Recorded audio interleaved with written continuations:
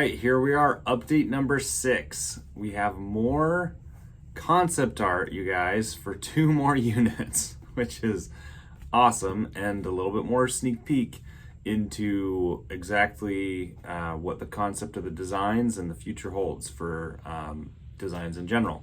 So let's jump right in. Okay, so this is the first one from today, and this is a looker. Can you say Morrow Pirate? That is, oh my gosh, that is just so cool. That's the one thing I love about Heroscape's designs is the Morrow, while calling back to other similar genres of, fantasy and horror, like they were still their own thing with their own storyline. And oh gosh, you can see those, it's kind of like a flintlock pistol, kind of an old school pistol for the pirate. He's got his connected cords, notice on his back there, like into his spine. So very Drudge-esque. So maybe this is a Drudge that has betrayed or deserted the Utgar forces. And that's a very interesting concept in and of itself, because you think about it, Utgar summoned the Morrow to basically cause chaos and corruption and all kinds of crap on Valhalla. And, over time, clearly they, at least one of them has split off. Wow, that is so cool. What's interesting is I wonder, there's got to be some sort of, special with that. The back connected to the gun, connected to the sword. Dang, that is so cool. Look at that. Something that is just really interesting is, the syndicate, right? So, obviously it says Morrow Pirate, unique hero, so it's assumed that he's part of the syndicate. And actually they did provide a little bit of information there. And Carmine posted, so let's read that post really quick. All right, so for almost 2 decades, players have endeared themselves to the faces and forms of so many interesting personalities on the surfaces of Valhalla. When we initiated the project and started development, we made the decision to drastically expand our universe. Keyword drastically, so we're going to see some interesting stuff.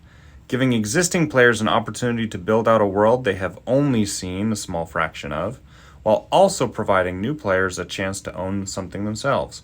We wanted every new player to feel they possess a level field to begin their collections alongside the original generations of Heroscape. That is so cool. However, this game means so much to so many players, and the memories it has created for fans are simply the stuff of strategy gaming legend. To that point, we wanted to ensure existing fans were able to affirm that those creatures and narratives they loved could live on into this new era. We're going to revisit that. The Dawn Raider Syndicate provided us with that perfect opportunity to reintroduce many of our most beloved and recognizable species back into the battle of all time, reminding us all that the war never ended on Valhalla, and grounding our next chapter in a foundation of our past, while also providing everyone something fresh to spark their imaginations for our future together. Okay, that is a load, right? Because you think about that, that means we're going to be dealt all kinds of new stuff. I mean, and we already knew that, but, it's not like they're bringing back the game and saying, hey, we're just going to make all the same fantasy character lore type units that you're used to. They're saying, man, we want you to feel like that 10-year-old kid again that went to Walmart and ran to the toy aisle to see what new packs of Heroscape there were. Now, I mean, obviously we have the internet a little bit more, and so, and I was a kid then, so I wasn't seeing updates on, threads or websites on new Heroscape packs, and so obviously we'll get that information before it comes out. But you know what I mean? It's like they want us to have that experience again, where we feel new and to the game and excited, and the possibilities endless, right? To be able to get a new faction or a new unit and try to figure out how we're going to use it and what armies it's going to be good in and how to play certain units. I mean, all of us competitive players are going to have to figure out, what these new mechanics and game abilities are going to do and how they're going to impact the game. And so it's just exciting stuff. And you think about that, they're basically saying, we're not going to go away from what made a Heroscape unique, right? The Morrow were very unique to Heroscape. And so we know even the Primadons, like we saw that the Primadon hero as part of the Syndicate is also coming back. So it's really neat that we can create new stuff, but also just still have it be part of the past, which is so cool. And we have a sweet concept design here with a Pirate Queen Bonnie. Man, this is just a ton of content on the Syndicate here. Clearly, with all these designs, we know that this is going to be a very central theme of this new age of Heroscape, and very, very cool designs. Wow, that is so neat. Got the hood, got knives all over her. Okay, I think that's hair, like braided hair. Yeah. Oh, so maybe, oh no, that looks like a hood. Oh yeah, so that's a hood with loose hair. This one looks like braided hair. Interesting, but face masks. Wow, just so cool to see kind of their concept. So let's see, holster, strap, back view. Okay, so yeah, just concept design here, showing the different ideas. Dang, this is so cool to see. Wow. Man, is this not just so exciting, you guys? Just being able to see the concept art and kind of get a feel for how these miniatures are going to look on the battlefield. And what's more exciting is getting design notes.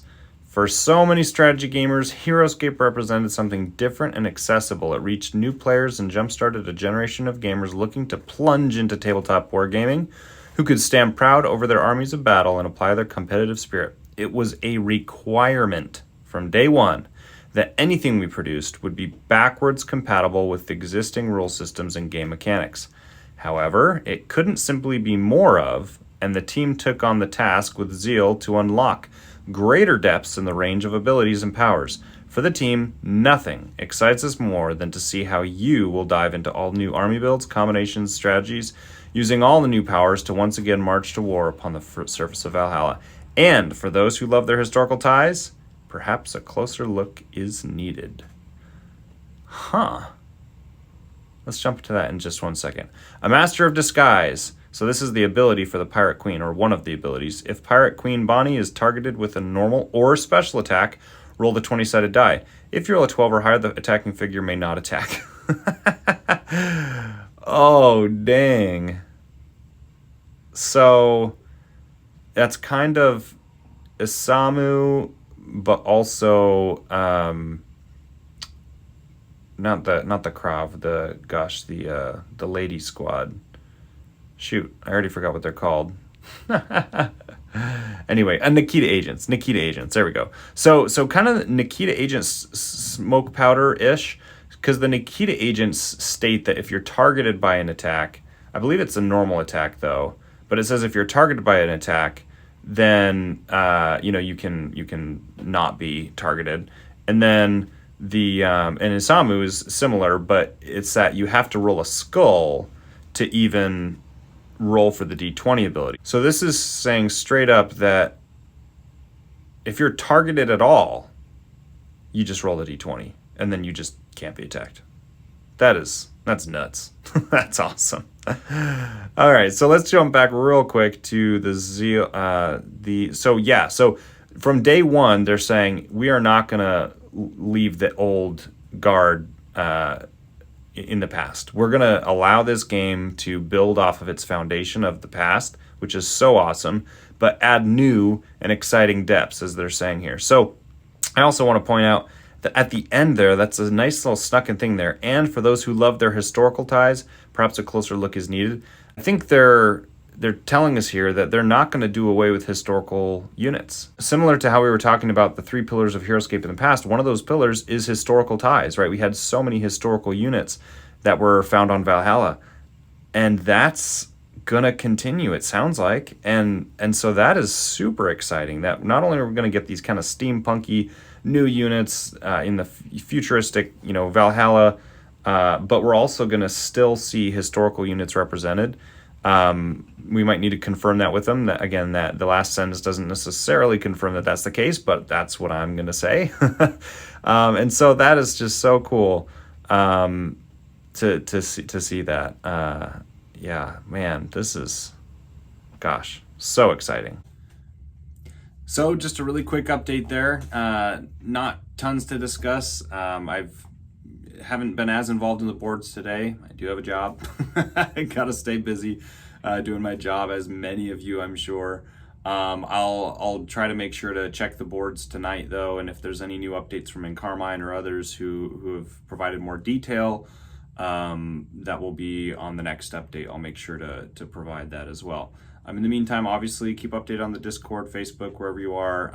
There's lots of sources to that. But yeah, just a quick update. We've got, a Morrow Pirate and Bonnie Pirate, which is both very cool designs, a little sneak peek at kind of what's coming next. We have a feeling that historical units are going to make sure they're still there, and that we're not doing away with the past, so we can expect similar species or characters, maybe, that we're familiar with from previous sets to show up in the Age of Annihilation. So stuff to be excited about, you guys, and let's keep it up. Let's keep the hype going.